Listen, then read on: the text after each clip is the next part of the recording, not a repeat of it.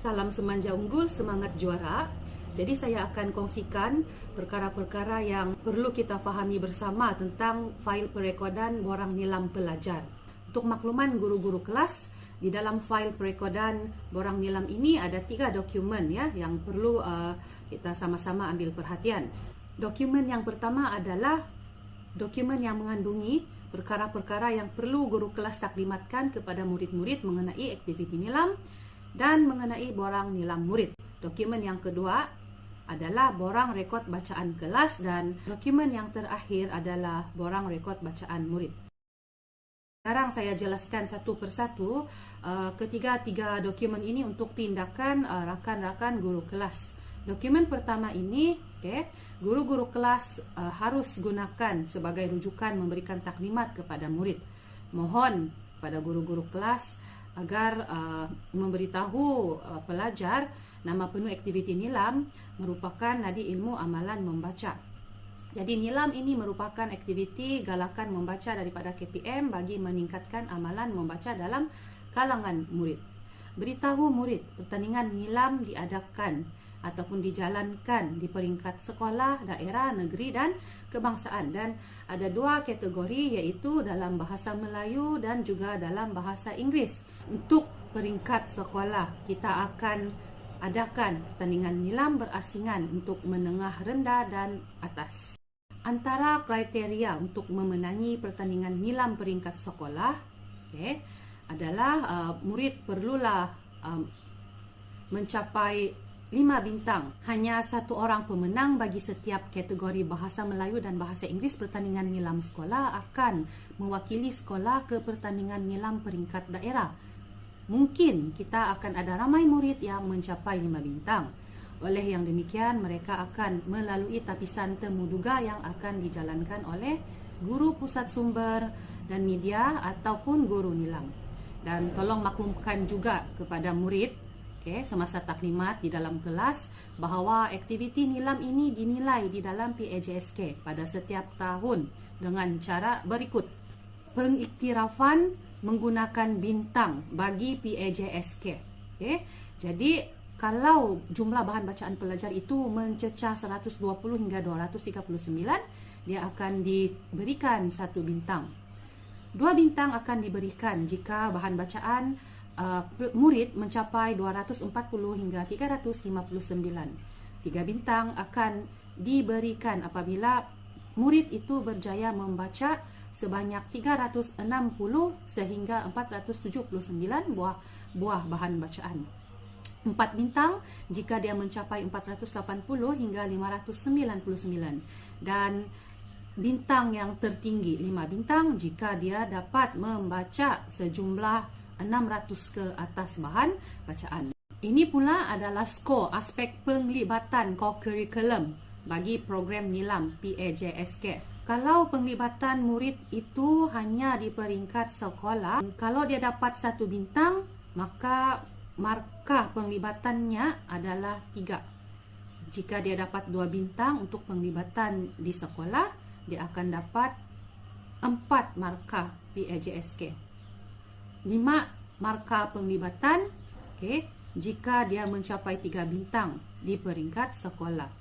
6 markah penglibatan PAJSK jika dia mencapai 4 bintang. Dan skor tertinggi untuk penglibatan di sekolah adalah 7 untuk pelajar yang mencapai 5 bintang. Untuk markah penglibatan pertandingan nilam di peringkat daerah, negeri dan kebangsaan, rakan-rakan guru kelas boleh tengok sendiri lah ya jadual ini. Yang paling penting sebenarnya bukan semua murid akan dapat layakkan diri ke pertandingan nilam peringkat daerah atau negeri atau kebangsaan.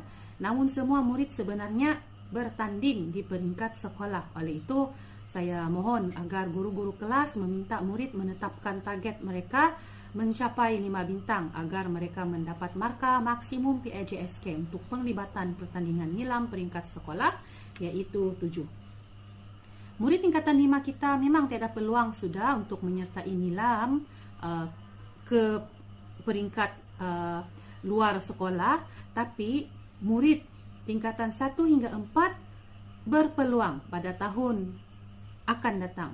Minta murid-murid terutama tingkatan 5 boleh backdated sahaja bahan bacaan yang sudah mereka baca pada tahun ini bermula awal sesi persekolahan supaya mereka dapat mengejar markah PIJSK. Sekarang kita tengok apa yang guru kelas perlu jelaskan kepada murid mengenai borang nilam murid. Mohon beritahu murid agar merekod setiap bahan bacaan mereka ke dalam borang nilam mereka. Senarai ini, A hingga I, merupakan panduan murid mengisi borang nilam. Boleh bacakanlah kepada murid-muridnya.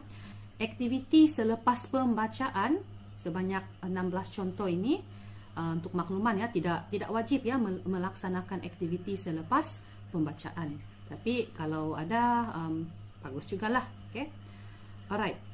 Al-Quran dan Bible tidak boleh sebab kitab agama adalah bahan bacaan wajib. Dan bahan bacaan yang boleh dibaca oleh pelajar adalah sama ada digital ataupun bukan digital. Tidak semestinya bahan bacaan itu adalah buku. Boleh dia dalam bentuk artikel yang pendek. Tidak ada masalah. Minta murid bawa borang setiap hari ke sekolah semasa aktiviti membaca pagi di dataran perhimpunan, dan jika tiada guru yang masuk ke kelas, murid boleh melaksanakan aktiviti bacaan dan membuat pengisian ke borang nilam. Maklumkan kepada murid borang yang sudah penuh sebanyak 50 bahan bacaan, serahkan kepada guru kelas untuk difailkan di dalam file. Dan beritahu murid agar dapatkan borang nilam baru daripada guru kelas apabila borang yang telah penuh sudah diserahkan kepada guru kelas. Okey, sekarang mari kita tengok borang yang terakhir, iaitu borang rekod bacaan kelas. Borang ini sebenarnya adalah untuk diisi oleh guru kelas. Tapi kita mahu mudahkan kerja guru kelas, kita akan latih pengawas pusat sumber untuk mengisi borang ini apabila tiba waktunya. Maka tindakan guru kelas sekarang ini adalah tolong berikan taklimat nilam di kelas masing-masing dan agihkan borang nilam murid kepada semua murid. Nanti fail nilam ini letak sahaja dulu di meja guru-guru kelas. Kalau ada keperluan sudah, pihak pusat sumber sekolah akan kutip.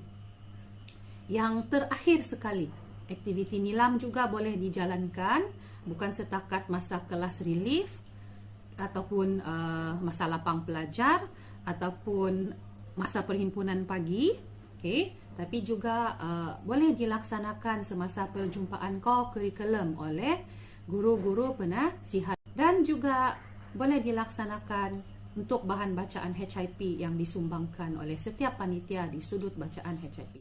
Ini sahaja daripada saya. Kita akan cuba perbaiki amalan berkaitan aktiviti nilam ini dari masa ke masa.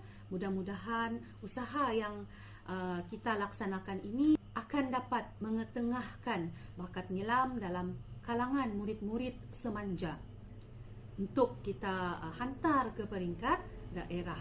Dan kalau boleh peringkat yang lebih tinggi lagi. Kalau ada pertanyaan boleh tanya.